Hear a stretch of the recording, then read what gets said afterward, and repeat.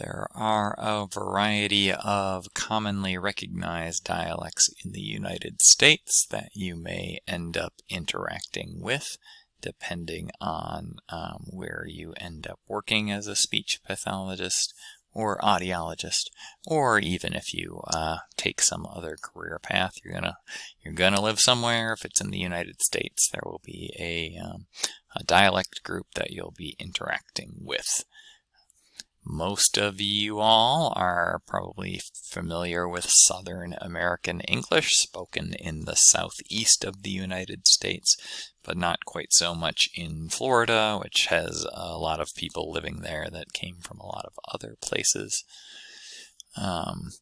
You're probably more aware than most students that there are also regional variants within the broad category of Southern American English. So the local folks who live in Appalachia, for example, have a distinct dialect from other southern areas, like in Georgia, for example.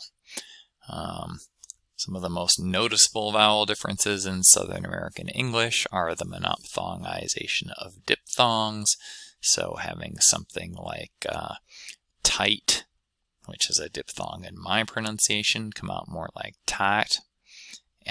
Something like soil coming out more like sol, without so much change in the vowel quality over the vowel. There is a pretty common merger of the I and the E vowels before nasals. This is sometimes referred to as the pin-pen merger, because the idea would be both of these words would be pronounced the same way as pin. There are also a variety of other vowel changes that affect several vowels that are referred to as a chain shift, because you have a situation where the quality of one vowel is changing toward another in the standard. That vowel then moves in another direction, and so on and so forth. So some of those changes are summarized in this graphic figure that reflects the vowel space, where to your left you have the front of the vowel space, to the right you have the rear of the vowel space, near the top you have the high part of the vowel space, and near the bottom you have the low part of the vowel space. So one thing that's common in Southern American English is the oo and the o vowels being produced in more of a mid position rather than in a back position. This is actually common in a few different dialects of American English, and may be a change that eventually all of the dialects end up adopting. There's some change in position that basically results in the vowels almost being reversed between the front tense and lax vowels. So getting something more like an E in kid and something more like an I in the fleece lexical set of words.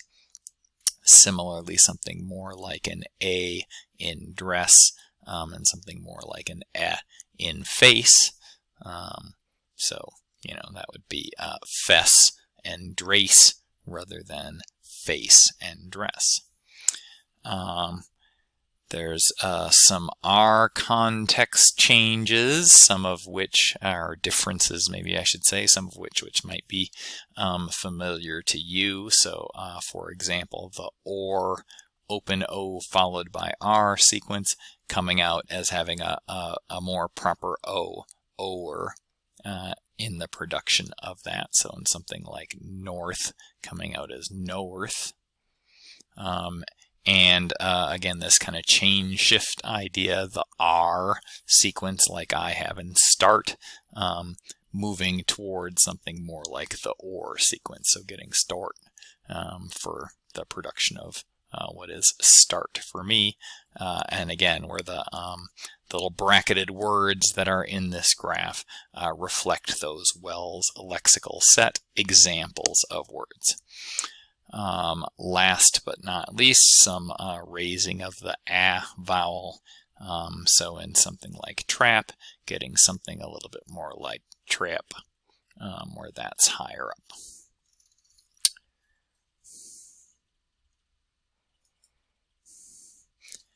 Western American English covers quite a bit of the west coast of the country. If you think about the history of America, the colonies started on the East Coast, and then things expanded westward over time.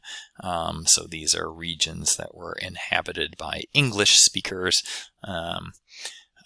later, more recently, as part of American history. Again, within the broad western region, there would also be some differences between productions in California, productions in the Pacific Northwest, Washington and Oregon, productions around Las Vegas in Nevada, a very big community. These dialects have fronting of those high back vowels like oo and o, similar to Southern. There's also a slightly different chain shift going on there, where we're getting some differences between the lax vowels before nasals as opposed to before non-nasals. So in the kin set of words, that vowel getting raised to be more like keen, but when not before a nasal, like in the kit set of words, that vowel being not only not raised but lowered somewhat, so you get something more like ket. Similarly, coming out more like an before non-nasals, but more like an before nasals, giving you a vowel difference between the word bad and the word ban, which have the same vowel in my dialect. Some of that movement of toward causing to move toward aw, that vowel that I have that a lot of you don't. So the word lot, which has a normal, I shouldn't say normal, that has an low back vowel, coming out with something more like an aw in this dialect, getting you lot.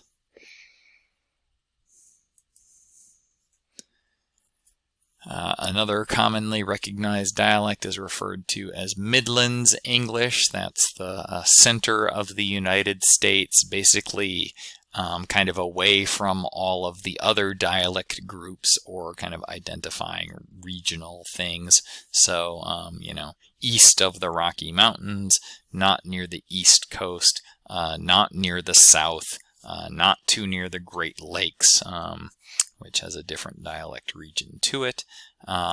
This may be the dialect that's most similar to mainstream American English. It's got a merger of the and aw vowels that's common in a few other dialects as well. So where I have a difference between cot and caught, they just get cot in both cases. Same thing for the difference between not and naughty. You'd get not and naughty.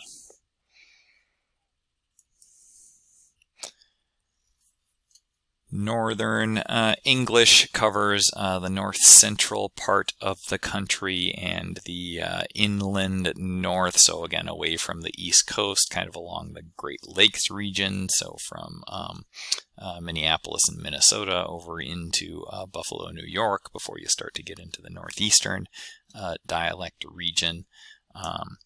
This region of the country has a few vowel differences in it. One of them is known as Canadian raising, because it happens in Canada as well, where the I diphthong starts more central with something like oi, but only in the context of voiceless sounds. So you get a roit versus ride difference in these dialects. This dialect has a raising of the vowel before eng and g. So the word fang, which I have, comes out more like fang, which I think has been a bit of a transcription issue for a few folks in the class. Unlike the other dialects that tend to front, the oo and o vowels are are clearly backed and pretty strongly rounded in this dialect, so they're maintaining that more distinct high back position. These dialects tend to have less of a minor diphthongization in A and in O, where you get more of a plain A and O out of those vowels. There is a maybe one of the best examples of this idea of a chain shift happening there, where the I vowel is moving toward E. As a result, the E vowel is moving toward the vowel moving toward A, the A vowel moving toward A, and the A vowel moving toward A. And then finally the A vowel moving all the way toward high front, and giving you something almost a little bit diphthongy, so the word trap coming out as something like triap. If you have seen the movie Fargo, which is maybe getting to be a little bit of an old movie at this point, but was known for its portrayal of Northern American English, given the characters being in Minnesota and in North Dakota. Northeastern American English is probably fairly well known. The earliest colonized parts of the United States. Within that broad set of northeastern states, there's a pretty high population, so we've also got a lot of sub-regions with dialects and differences between them in New York City versus what happens around Boston and eastern New England versus what happens in the more mid-Atlantic states like around Philadelphia. Some of the processes that we see in this dialect match things that they have in British English, like loss of R after vowels. So no real distinction between spar and spa, for example, which would both come out spa. There is in New York some extra post-vocalic R contrasts where most speakers of English don't have a difference. So whereas I have Mary, Mary, and Mary for all three of these words with no real distinction in the vowels, the proper name Mary versus being happy Mary versus getting married would have a bit of a vowel difference that the speakers of around New York can recognize. There's fronting of oo and o in these dialects, as well as fronting of the first part of ow, so that the word house comes out more like house. There are also some consonant changes in the Northeast that are in some of the dialects that might be of interest in speech-language pathology, because these match things that we see in kids where they struggle with L's and R's, for example, or in what's commonly called lisping, where the S consonant isn't produced quite as with a high frequency as it is standardly.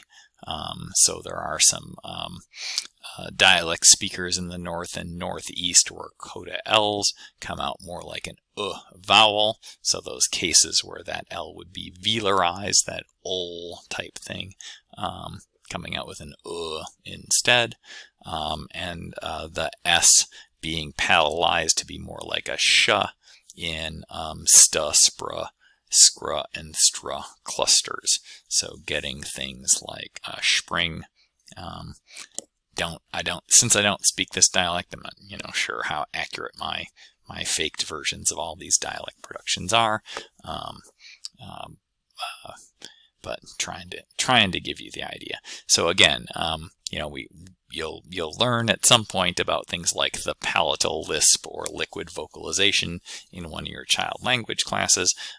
If you were to encounter a speaker of one of these dialects with these properties, you'd want to know, do the parents speak like that? Do the siblings speak like that? Because if everybody does it, then it's potentially, a feature of the dialect rather than issue with the kid's actual speech production. That's some sort of quote-unquote disorder problem.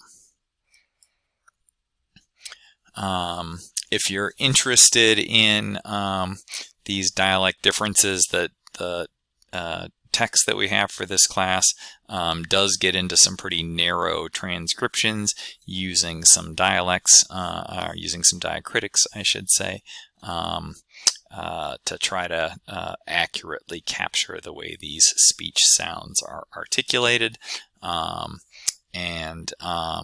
This just kind of exemplifies an issue I've talked about a few times, where we're taking a relatively continuous thing, the movements of our speech articulators, and we're trying to kind of block them out into individual symbols. Another thing to note about all of these different dialects is generally speakers kind of engage with their dialect community to different degrees. So you have people with a quote-unquote thicker accent or with a not-so-thick accent as colloquial expressions that reflect this kind of variation.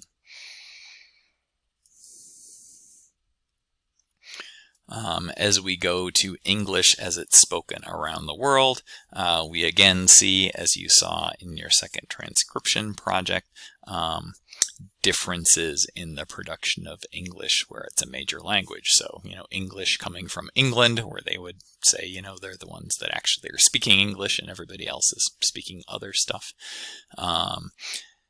Within the United Kingdom, in Wales and Scotland, or in Ireland, there are influences on the way English is spoken based on the Gaelic languages that are or were historically also spoken in those areas.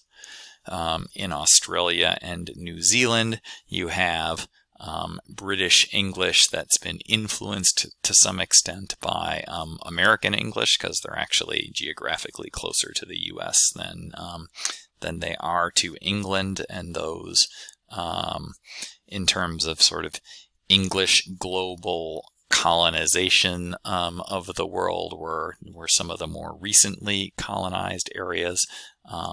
And so, that would have been after the United States existed. And so a certain amount of interaction between those countries and the United States has happened as well. Last but not least, English is spoken in India, which was another British colony at one point in the past. Indian English is actually the most widely spoken dialect of English because the country has a very large population. So there are a lot of Indian English speakers in the country of India. That dialect of English coming again from British, but then has also been influenced by the many other languages and their dialects that are spoken in the country. In the country of India, there are 16-ish different languages from two kind of broader language families that are spoken by most of the population in the country. So there's quite a bit of linguistic diversity there, and that influences how the English is produced. The dialects that have been talked about here in Common Dialects could all be referred to as regional dialects because they're based on some physical location, some country, some region of the world.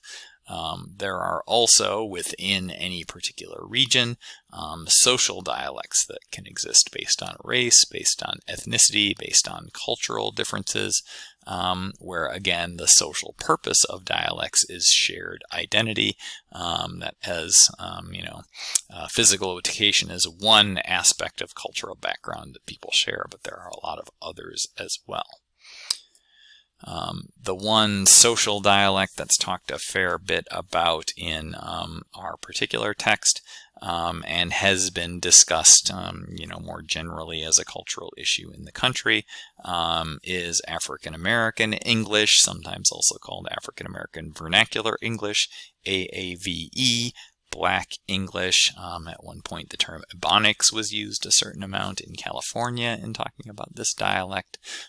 This refers to the dialect that's most commonly found in urban African American populations, though as we understand more about this dialect, like we might expect, it's got its own sub-dialects within it, its own regional variants. So northern cities' versions of African American English being different from southern cities' versions of African American English at a minimum, like as in it's been actually studied, so I know a little bit about it from having seen research on these things, establishing the fact that there are indeed some differences that you might expect. Differences between African American English and mainstream American English are found for a lot of consonants and also in a few cases for vowels. One of the familiar features is referred to as metathesis, the changing of the order of consonants. That's a term from linguistics because it can happen in other places too, like as languages change over time, sometimes things move around. So again, you may have seen these represented in the media or in literature, the word ask being produced as ax. The interdental fricatives are either being lost or have been lost in this dialect. So those TH sounds, the voiced one coming out as D, the voiceless one coming out as F. Some variation in how this process operates depending on the position of the sound, but getting dis for this, getting bath for bath, which are also features that are found elsewhere. So in some of the dialects of English in England, for example, you see these same consonant processes represented. African American English has vocalization or deletion of R's and L's, so getting things like fia and skoo in place of fear and school from the mainstream. Some elimination from consonants in clusters or some changes to consonants in clusters. So fast for fast, screet for street as dialect differences that are sometimes seen. Additional final consonant changes, so glottalization of final T in something like w, devoicing of final voiced consonants, so getting something more like bat for bad. And some things we've seen in some of the other regional dialects, like monophthongization of diphthongs and the pin-pen merger, that are similar to the southern dialect. There's also some stress shifts that are also found in southern that didn't get mentioned when I was talking about it on the slide there. So something like the city of Detroit, which as I would produce it, being called Detroit. Things like police and insurance, where there's initial syllable stress on those, distinct from the mainstream production or from productions of most of the other dialects around the country.